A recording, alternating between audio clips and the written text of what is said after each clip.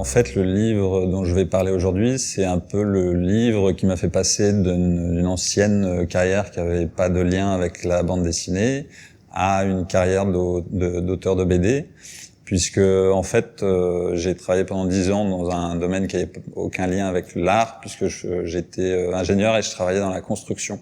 L'idée de faire de la bande dessinée, c'est une idée que j'avais quand j'étais petit, mais que j'ai un peu laissée de côté parce que je me disais que ça serait peut-être un peu compliqué d'en vivre. Et puis, après 10 ans d'activité en fait d'ingénieur, j'ai eu envie de faire de la bande dessinée. Et en fait, ce moment a collé avec la naissance de ma deuxième fille qui s'appelle Julia et qui est née avec une trisomie 21 qui n'avait pas été détectée pendant la grossesse. Et en fait, il y a eu cette collision entre un événement personnel et une volonté de reconversion professionnelle.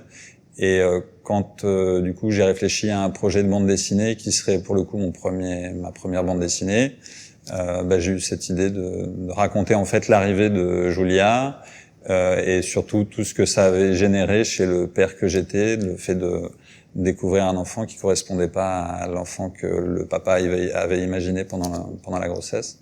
Et justement en fait l'extrait se passe immédiatement après la naissance de Julia. On a transféré en fait Julia dans une couveuse, donc dans une pièce séparée.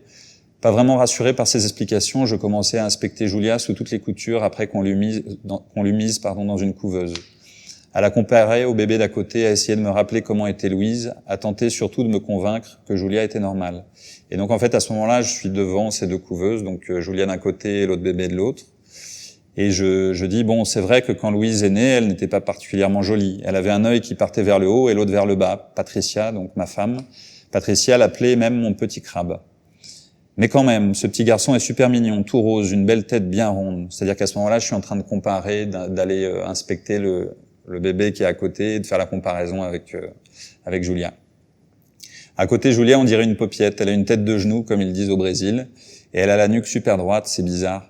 Et à ce moment-là, donc il y a une infirmière qui rentre, et comme elle me voit un petit peu penchée et à observer sous la couveuse, elle me dit « Bonjour monsieur, vous cherchez quelque chose ?»« Non, non. » « C'est que vous êtes sûr que ma fille est tout à fait normale ?» Et donc l'infirmière me répond « Mais oui monsieur, ne vous inquiétez pas, vous êtes comme tous les jeunes parents, vous imaginez des choses, c'est naturel, mais votre fille est en parfaite santé. » Et donc l'infirmière me demande « Vous voulez la prendre un peu dans vos bras ?»« Non merci, pas pour le moment. » L'infirmière ressort de la pièce et je me mets à penser. Je me sentais encore choqué par ma première impression à la découverte de Julia, pas totalement convaincu par cette infirmière, mais pas vraiment sûr non plus de mon diagnostic.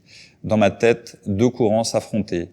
Et donc je me remets à inspecter Julia, l'un me disant que ma fille présentait tous les signes d'une trisomie, l'autre tentant de me convaincre que Julia n'avait rien et que j'étais parano. Et donc à ce moment-là, je requitte la pièce en laissant Julia toute seule dans la couveuse. Et voilà, la fin de l'extrait. Quand on y pense, c'est quand même assez exceptionnel de savoir qu'on peut faire rire ou faire pleurer avec des histoires qui peuvent être autobiographiques, mais même des histoires qu'on invente, c'est-à-dire qu'on crée des choses qui génèrent des émotions chez les gens. Donc il y a cet aspect du contenu du métier, et il y a aussi en fait tout ce qui est périphérique à ce métier, c'est-à-dire le fait d'être totalement libre en fait. C'est une liberté à la fois dans la façon de travailler, dans ce qu'on veut travailler, dans le fait de où on va travailler. Donc j'ai réfléchi il y a pas longtemps à quel serait un autre métier qui donnerait autant de liberté, et j'en ai pas trouvé en fait, parce qu'il y a vraiment une liberté constante. Alors la seule non-liberté en fait, c'est la question financière, c'est que tant qu'on n'a pas atteint une espèce de stabilité financière, en fait, voilà, on est dépendant des ventes mais bon, ça c'est dans beaucoup de métiers, mais au-delà de cet aspect financier, il y a quand même une liberté qui est assez exceptionnelle, et que, enfin, moi j'aurais beaucoup de mal à faire autre chose qu'auteur de BD, parce que je retrouverais pas justement cette liberté, et de pouvoir faire la sieste après le repas du midi, c'est pas mal. Donc je vais vous lire un autre extrait. C'est un extrait qui se passe cette fois à la fin du livre. Donc Julia a bien grandi, puisqu'elle a maintenant, on va dire, 1 an et quelques. Et en fait, donc c'est à la période de Noël. Julia a aujourd'hui presque 3 ans. Elle va à la crèche, joue à la poupée et se dispute avec sa sœur comme n'importe quel enfant. On sort dans la rue, On rentre, donc on va pour récupérer notre voiture. Si elle ne parle pas encore, elle dit quelques mots, comme papa, maman. Et nous nous posons évidemment beaucoup de questions sur l'avenir, sur son évolution, sur la manière dont nous l'éduquons, l'accompagnons. On est cette fois à l'intérieur de notre voiture et on a un plan en fait de la voiture qui file à travers les routes et qui passe au-dessus d'un pont. Il n'est pas exclu qu'un jour, elle fasse des études, qu'elle habite seule et mène une vie d'adulte indépendant. Donc là, on arrive en fait dans l'appartement où on fête Noël en famille et la voix off continue. Ou au contraire, que nous devions nous en occuper pour toujours. C'est les embrassades en famille avec voilà toute la famille qui est réunie pour Noël. Je repense parfois au texte de Khalil Gibran. Finalement, nous ne serons peut-être jamais l'arc qui lance en avant notre fille vers son indépendance. Et si nous réalisons parfois avec tristesse que nous ne pourrons pas toujours être à ses côtés pour la protéger des moqueries, des regards, des jugements, nous aimerions au moins que l'on ne nous dise plus d'un air triste. Et donc à ce moment-là, ma grand-mère s'adresse à moi. Vous ne méritiez pas ça. La suite de la scène se passe dans la voiture. En fait, on quitte la fête de Noël pour rentrer à la maison.